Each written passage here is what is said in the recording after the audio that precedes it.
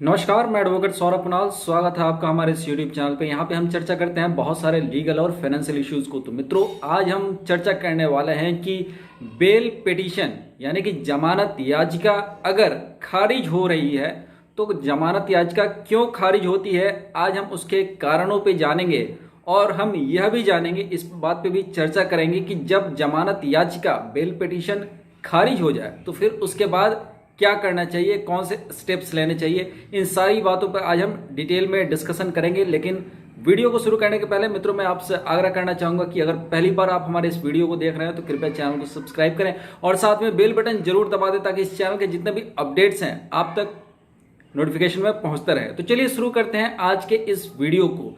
जब कोई bell petition reject होता है तो बहुत ही अफसोस होता है और यह उसके परिवार वालों के लिए तो ये रहता है, लेकिन जो व्यक्ति जेल में रहता है, जो जेल में सजा काट रहा होता है, उसके लिए तो ये सदमा से कम नहीं होता। और खासकर अगर कोई व्यक्ति जिंदगी में पहली बार जेल में जाता है और उसका बेल पिटीशन खारिज हो जाता है तो यह उसके लिए सदमे से बड़ा होता है। मतलब कहने लायक नहीं है क्या उसकी स्थिति होती है। तो ऐसी स्थिति में जब बेल पिटीशन खारिज होती है तो क्यों खारिज होती है, आज हम उसके कारणों को जानेंगे।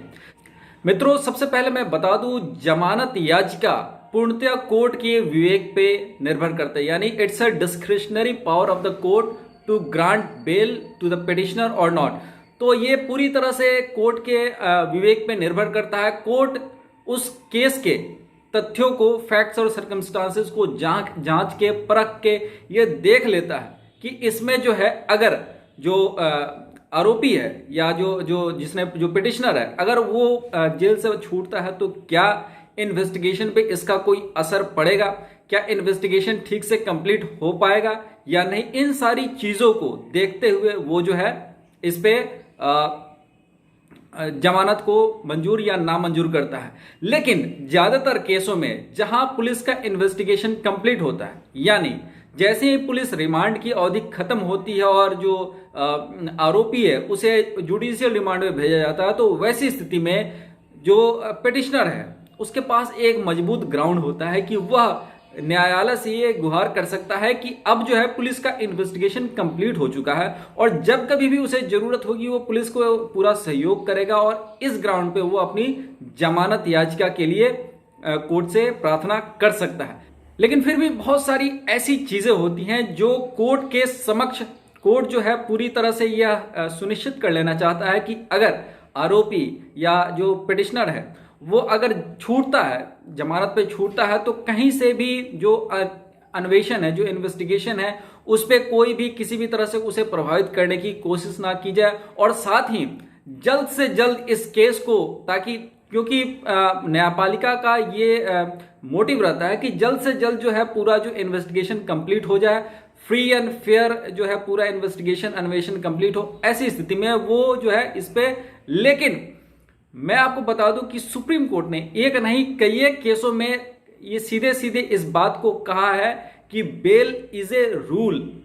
तो जेल जो है वो रूल नहीं है, बेल ही रूल है। कोई भी व्यक्ति जब तक उसके ऊपर आरोप सिद्ध नहीं होता तब तक उसके पर्सनल लिबर्टीज को, उसके व्यक्तिगत स्वतंत्रता को कर्टेल नहीं किया जा सकता, बाधित नहीं किया जा सकता। जब तक कोर्ट को यह ना लगे कि जो आरोप लगाए गए हैं वो प्राइमा फेसी सही हैं, तब तक उसके बेल पिटीशन को रिजेक्ट करने का सुप्रीम कोर्ट के गाइडलाइन के अनुसार कोई ग्राउंड ही नहीं बनता। लेकिन जब कोर्ट को लगता है कि प्राइमा फेसी कुछ बात है, प्राइमा फेसी जो केस है वो स्ट्रांग है, प्रोसिक्यूशन के फेवर में है, और उसे यह भी लगता है कि अगर आरोपी जो है वो बाहर निकल जाएगा तो हो सकता है इन्वेस्टिगेशन को वो इन्फ्लुएंस भी करे, ऐसी स्थिति में जो है डिस्ट्रिक्ट कोर्ट, लोअर कोर्ट में बहुत ही सेंसिटिव मामलों में जो है बेल नहीं मिल पाते हैं। वैसी स्थिति में अगर बेल आपको डिस्ट्रिक्ट कोर्ट से या लोअर कोर्ट से नहीं मिल पा रहा है तो आपके पास निराश होने की जरूरत नहीं है। आपके पास दो ऑप्शन है, आप हाई कोर्ट में जा सकते हैं, आप बेल के लिए भी जा सकते हैं और हाई कोर्ट में आप क्वेश्चन के लिए भी जा सकते हैं। जो जिस एफआईआर से आपको अरेस्ट किया गया है, क्या वो एफआईआर सही है या वो एफआईआर पूरी तरह से बेबुनियाद है, झूठ पे आधारित है। तो वैसी स्थिति में अगर बेबुनियाद झूठ पे आधारित आपका एफआईआर, आपके विरुद्ध कोई एफआईआर हुआ है, तो आप उसको हाई कोर्ट में उसके क्वेश्चन के लिए जा सकते हैं। अगर हाई कोर्ट में भी बेल आपको नहीं मिल रही तो आप सुप्रीम कोर्ट में भी बेल पिटीशन लगा सकते हैं। तो ये सारे स्टेप्स हैं जो डिस्ट्रिक्ट कोर्ट से लेके लोअर कोर्ट से लेके हाई कोर्ट और सुप्रीम कोर्ट तक जाता है। तो ये पूरे प्रोसीड्योर्स हैं जो लोअर कोर्ट, हाई कोर्ट और सुप्रीम कोर्ट तक जाता है। तो एक जगह से अगर आपका बिल रिजेक्ट हो जा रहा है तो निराश होने की जरूरत नहीं है। अभी कई एक और फोरम्स हैं जहां पे आप एप्रोप्रिएट फॉर्म्स हैं जहां पे आप जा सकते हैं, अपने बेल पिटीशन को लगा सकते हैं और वहां से आपको न्याय मिल सकती है। तो आज के लिए इतना ही, मिलते हैं फिर एक नए वीडियो के साथ। तब तक अपना ख्याल रखिएगा। नमस्कार।